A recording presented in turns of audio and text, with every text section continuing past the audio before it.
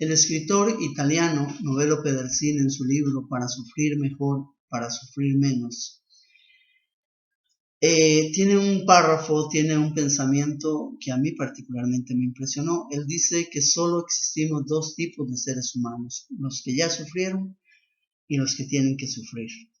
El sufrimiento es inherente a la vida del ser humano, es gran parte de la vida de cada ser humano, indiferentemente de su nacionalidad, de su color, en fin, del país de donde sea, de la zona donde sea, todos de su posición económica, de su posición social, todos en la vida o hemos sufrido o tenemos que sufrir. Quiero compartir con ustedes esta serie En Jesús he puesto mi esperanza. Mi nombre es Álvaro, que el Señor les bendiga, que el Señor les guarde y que sea de muchísima bendición. Quiero empezar compartiendo este primer programa, el pasaje de la palabra de Dios en el Salmo 40. Salmo 40, versículo 2, versículo 3 y versículo 4. Hay una experiencia ahí del salmista, o que cuenta el salmista, que a mí me gusta mucho y me enseña mucho, y de la que quiero compartirles en este primer video, en este primer programa. Dice la palabra del Señor así: esperaba en el Señor con gran confianza. Él se inclinó hacia mí, escuchó mi clamor. Él me sacó de la fosa fatal, de barro del pantano, puso mis pies sobre la roca y aseguró mis pasos. Pues puso en mi boca un cántico nuevo de alabanza a nuestro Dios. Muchos al verlos temerán y confiarán en Él. Palabra de Dios. Este pasaje nos habla de la experiencia de un ser humano que ha vivido plenamente el sufrimiento, pero que desde su corazón brotó la esperanza para poder vencer, para poder salir, para poder caminar en libertad. Empieza el salmista, dice: Él se inclinó hacia mí y escuchó mi clamor.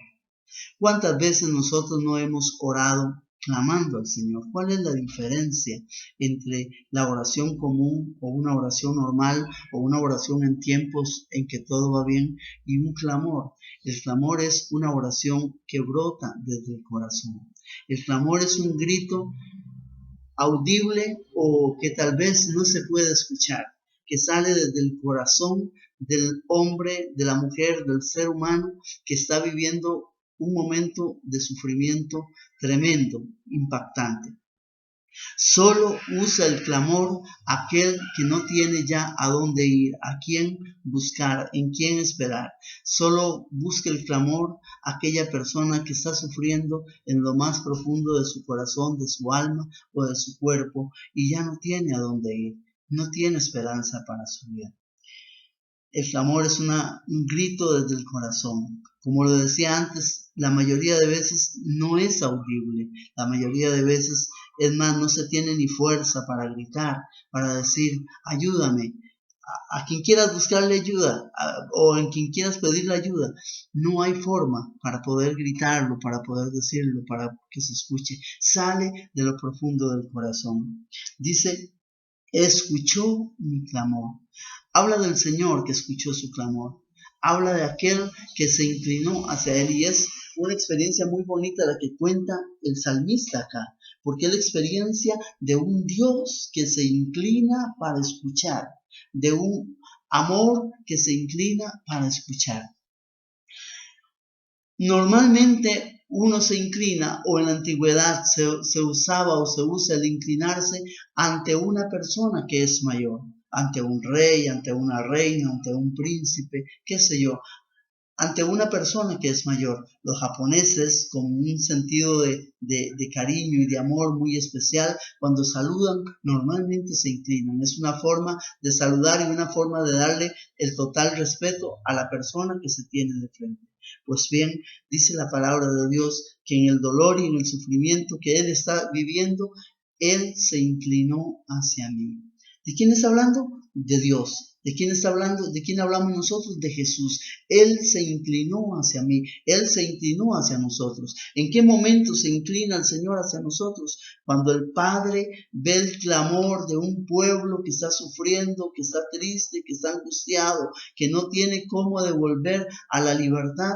Se inclina hacia nosotros entregando a su propio Hijo, que se inclinó hasta el punto de humillarse, de tomar nuestro cuerpo, de tomar nuestra situación pecaminosa, ser igual en todo a nosotros excepto en el pecado. Y dice Filipenses, hacerse igual a nosotros hasta morir en una cruz por cada uno de nosotros. Así se inclinó Jesús hacia cada uno de nosotros para salvarnos. En la cruz del Calvario, Jesús se inclinó por nosotros, para nosotros y por nosotros.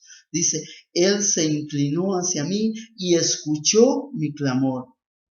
Él me sacó de la fosa fatal, del barro del pantano. Habían diferentes fosas fatales. Cuando hablamos de una fosa fatal, estamos hablando de un lugar del cual no había salida. ¿De qué se trataba la fosa fatal? Cuando los ejércitos tenían una batalla y un ejército huía, normalmente el ejército que lo perseguía hasta la muerte. Pero el ejército que iba siendo perseguido usaban en su camino las fosas fatales. ¿Qué eran las fosas fatales?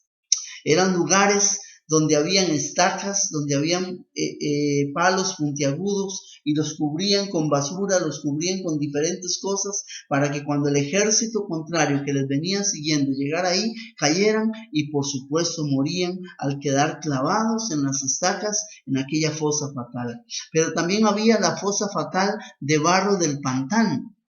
¿Cuáles eran estas fosas fatales? Eran iguales, nada más que ponían basura o ponían algo para tapar aquellas fosas que eran de pantano. Cuando el ejército llegaba a ese lugar persiguiendo a aquel otro ejército, caían en las fosas de barro del pantano. Las dos son terribles. En una, quien caía ahí posiblemente de una vez moría clavado. En la otra, el que cae en el barro del pantano, poco a poco se va hundiendo, poco a poco se va hundiendo. Y entre más trata él de salir de la fosa, más se hunde. Entre más trata de salir por sí mismo, más se hunde. No puede salir por sí mismo. Necesita la ayuda de alguien para poder salir de ahí.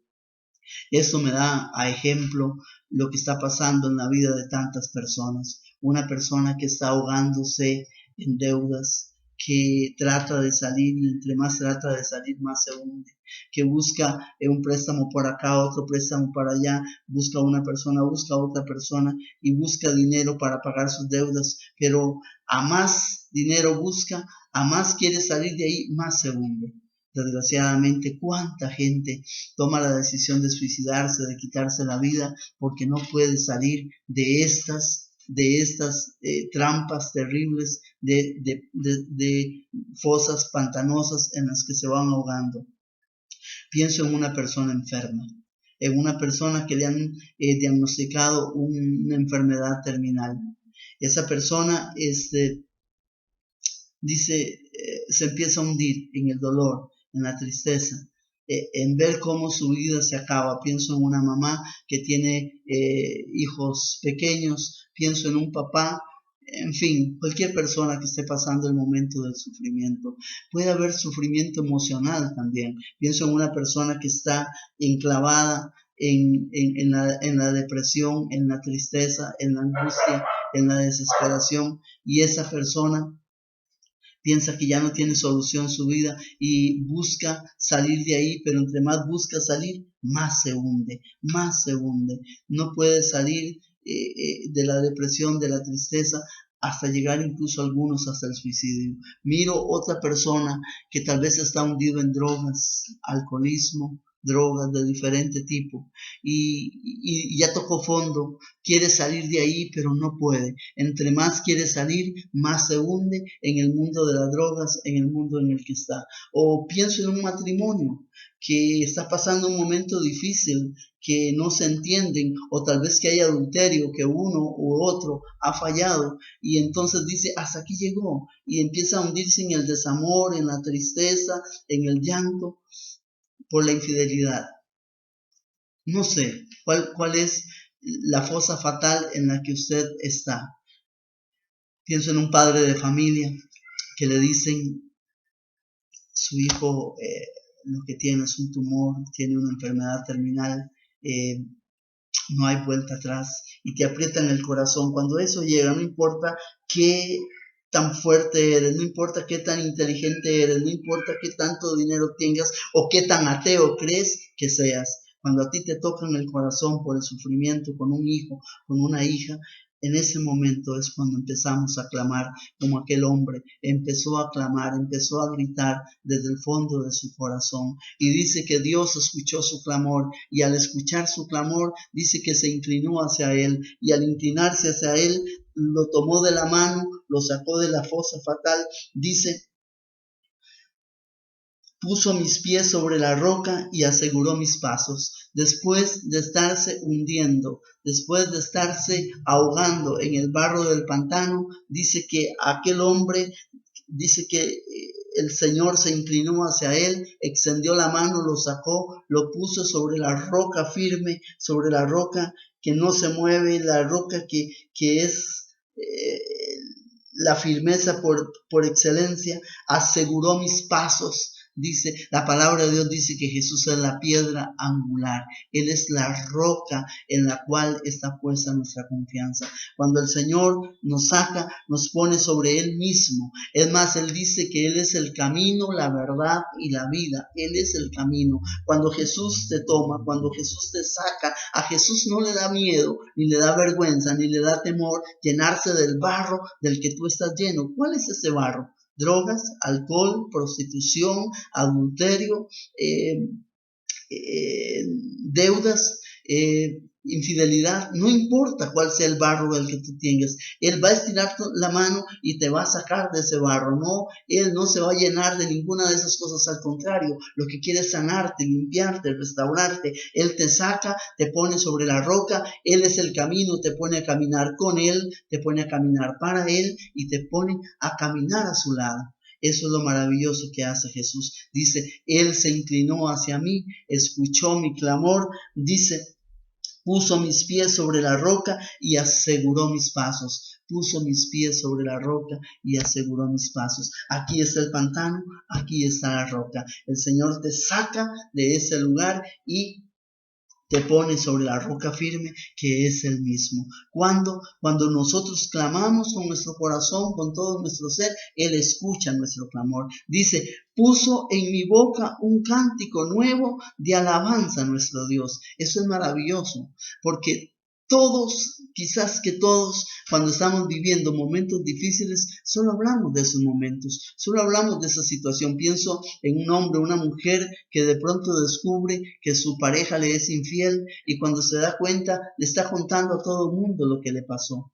Y pienso en una persona que le han declarado que tiene una enfermedad terminal y esa persona solo habla de la enfermedad. Incluso hay gente que sin estar enferma solo hablan de enfermedades constante y continuamente. Ese es su canto, un cántico triste, un cántico de angustia, un cántico de soledad, un cántico de temor. Gente negativa que solo habla en términos negativos. Ese es su cántico, eso es lo que canta, eso es lo que habla siempre. Dice el salmista, Él puso en mi boca un cántico nuevo de alabanza a nuestro Dios. A partir del momento en que Él me sacó de la fosa fatal, cambió mi forma de cantar. Ahora canto diferente, ahora mi cántico es de alabanza, de alabanza a nuestro Dios. el Espíritu Santo, dice San Pablo, viene a renovar nuestra mente. Al renovar nuestra mente, renueva nuestro corazón y renueva nuestro cuerpo. Cuando el Espíritu Santo nos renueva, entonces hay un cántico diferente.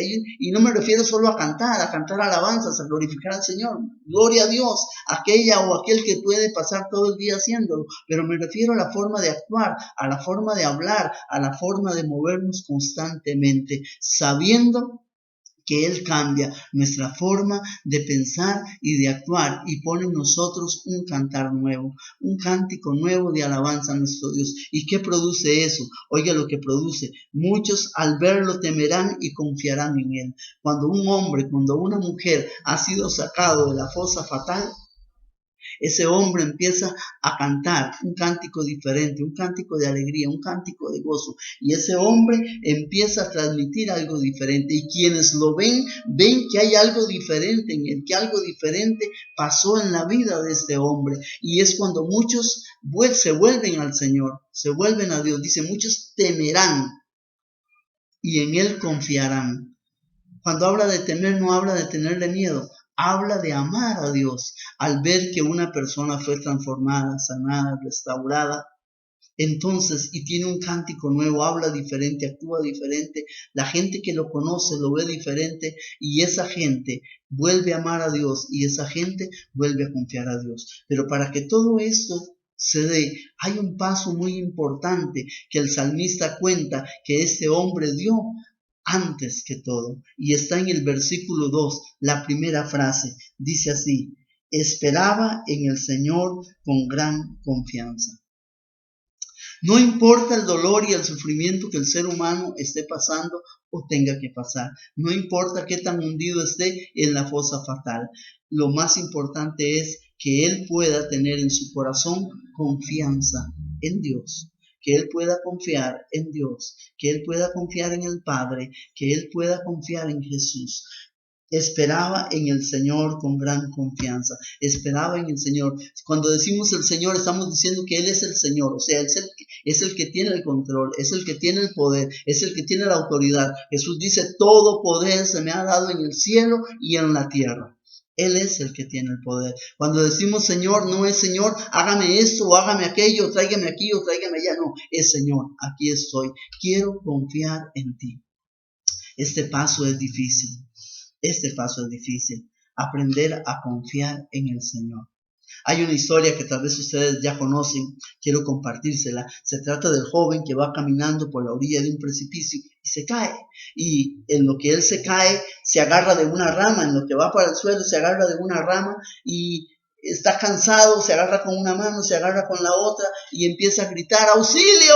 ¡Auxilio! ¡Alguien que me ayude! ¡Jesús, ayúdame! Y de verdad aparece Jesús en el borde del precipicio, lo ve al hombre guindando de la rama, se queda mirándolo y le dice, suéltate de la rama.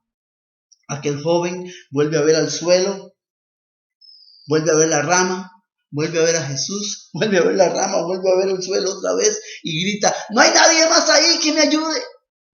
Porque una de las cosas importantísimas que Jesús nos pide a nosotros cuando estamos guindando de la rama, cuando estamos en ese momento, es que nos soltemos de ella, que soltemos todo aquello en lo que hemos confiado y empecemos a confiar en Él.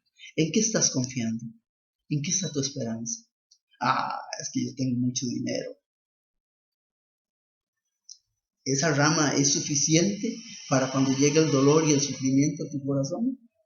Es que yo soy muy fuerte, yo soy un atleta, yo soy un atleta de alto rendimiento, mi salud. ¿Será esa la rama en la que puedas confiar sin ningún problema? Es que yo soy muy inteligente, yo no necesito de Dios. Es más, ni creo en Dios. Yo me he preparado mucho, he leído mucho, conozco lo que los intelectuales dicen, he estudiado en las mejores universidades. ¿Será esa una rama suficiente para que te salve la vida? No. Cuando llegue el dolor, cuando llegue el sufrimiento, cuando a ti o a mí nos aprietan el corazón, solo hay un lugar a donde podemos ir. El apóstol Pedro lo dijo en el capítulo 6 del Evangelio de San Juan. Señor, ¿a dónde vamos a ir? Solo tú tienes palabras de vida eterna. Solo en ti puedo poner mi confianza. Palabras hay muchas. El fútbol tiene palabras, la política tiene palabras, la ciencia tiene palabras, la intelectualidad tiene palabras, el poder económico tiene palabras. Hay muchas palabras en el mundo, pero palabras de vida eterna solo las tiene Jesús. Y cuando el dolor y el sufrimiento lleguen a mi vida o a tu vida, ahí las únicas palabras que pueden salvar, sanar y restaurar son las palabras de vida eterna. La única mano que me puede restaurar, levantar y poner sobre la roca firme, darme un cántico nuevo, es la mano de Jesús, el Señor. Yo te invito en este momento, no sé cuál sea tu situación, no sé en qué momento te pesca este mensaje, este video, pero yo quiero invitarte para que tú pongas también tu esperanza en Jesús. Vamos a orar. Padre amado, quiero darte gracias en este momento por este rato de oración, por este rato de compartir de la palabra. Quiero glorificarte, Señor, porque tú tienes el control de todo lo que pasa en mi vida y en la vida de todas las personas. Hoy, Jesús, quiero orar por aquellas personas que están pasando un momento difícil, que están en la fosa fatal, de barro cenagoso o cualquier otra situación que estén pasando, que posiblemente puedan estar ahogándose.